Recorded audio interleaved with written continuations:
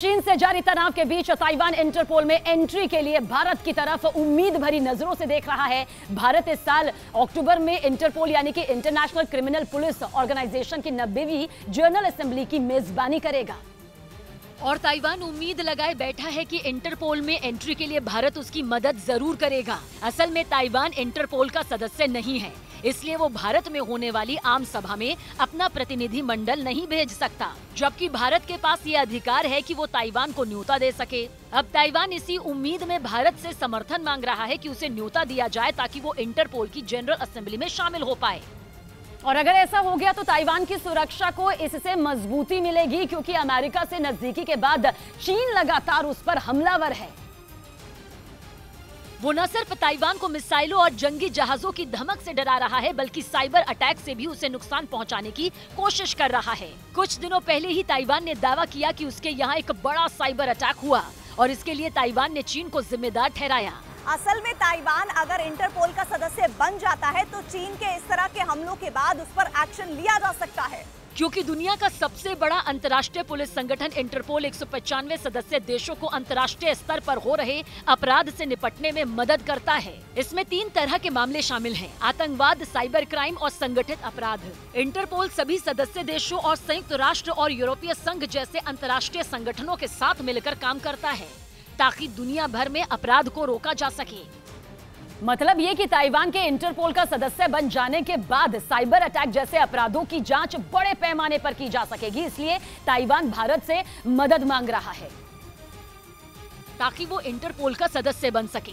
हालांकि 1984 तक Taiwan interpole महासभा का हिस्सा था, लेकिन चीन ने उसे बाहर कर दिया था। अब ताइवान आम सभा में पहुंचने के लिए भारत की ओर से न्योता चाहता है। आम सभा में पहुंचने के बाद वो इंटरपोल का मेंबर बनने के लिए आवेदन कर सकेगा। इंटरपोल का मेंबर बनने के लिए आम सभा में 2/3 मतों को पाना जरूरी होता है और ऐसा होने के बाद तुरंत आवेदन करने वाले को इंटरपोल के सदस्य के तौर पर शामिल कर लिया जाता है।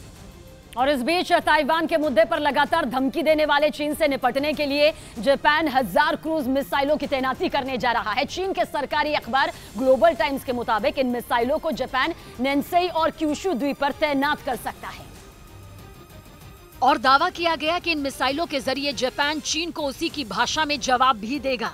चीन के अखबार ग्लोबल टाइम्स ने दावा किया कि जापान अपनी सैन्य ताकत बढ़ाने में तेजी से जुट गया है। चीन के मुताबिक जापान हथियारों के मामले में उसकी बराबरी करने की कोशिश कर रहा है और वो चीन के किसी भी खतरे का जवाब देने के लिए 1000 किलोमीटर लंबी रेंज वाली मिसाइलें तैनात कर सकता है। इन मिसाइलों की रेंज को 5500 किलोमीटर तक किया जा सकता है। कहा जा रहा है कि जापान के 1000 मिसाइलें तैनात करने की खबर ने चीन के भी होश उड़ा दिए।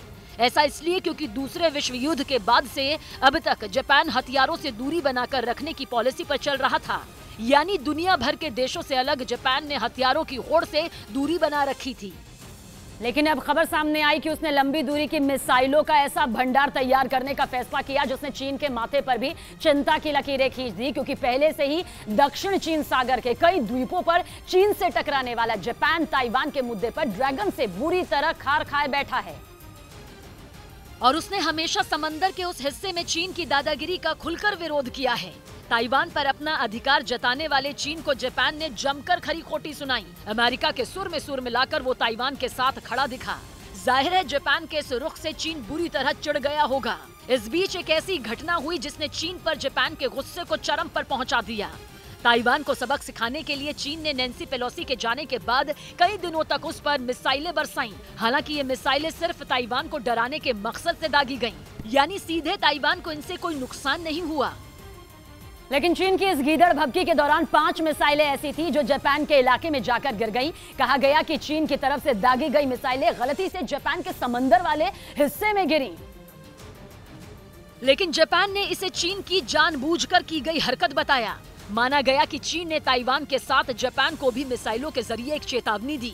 जानकारों के मुताबिक ये कोई इत्तेफाक नहीं हो सकता, क्योंकि चीन ने DF-17, DF-26, DF-21 मिसाइलों को फायर किया था। ये सभी मिसाइलें काफी सटीकता के साथ अपने टारगेट को भेदने में सक्षम हैं। इसी वजह से कहा जा रहा है कि चीन ने ऐसा जानबूझकर किया ताकि जापान को डराया जा सके और कहा जा रहा है कि इसके बाद जापान ने भी तैयारी शुरू कर दी। कई दशकों तक हथियारों से दूरी बनाकर रखने वाले जापान ने अब अपने संविधान में भी बदलाव शुरू कर दिया। जापान के संविधान में हथियारों का भंडार जमा करने पर रोक लगाई गई है। लेकिन अब कहा जा रहा है कि जापान ने अपनी रक्षा के नाम पर हथियारों का बड़ा जखीरा जुटाना शुरू कर दिया। दावा किया गया कि वो इतनी मिसाइलें जमा कर रहा है कि चीन की बराबरी कर सके और इसके जरिए ऐसी ताकत पैदा कर ले कि चीन उसे भूलकर भी आंखें नहीं दिखा सके। दावा तो ये तक किया गया कि जापान सिर्फ लंबी दूरी की मिसाइलें बनाने तक ही नहीं रुकेगा, बल्कि आने वाले समय में वो बैलिस्टिक मिसाइल, परमाणु पनडुब्बी और एयरक्राफ्ट कैरियर तक बनाएगा। हालांकि चीन उसके हथियारों की होड़ शुरू करने को ताइवान स्ट्रेट में पैदा हुए तनाव से जोड़कर नहीं देख रहा है, बल्कि उसका कहना है कि जापान इस तनाव का बहाना बनाकर अपनी सालों की साध पूरी कर रहा है। लेकिन चीन भले ही कुछ भी कहे, जापान जिस तरह से ताकत बढ़ाने में जुटा है, आने वाले दिनों में दक्षिण चीन सागर में चीन को बड़ी चुनौती मिलना तय है।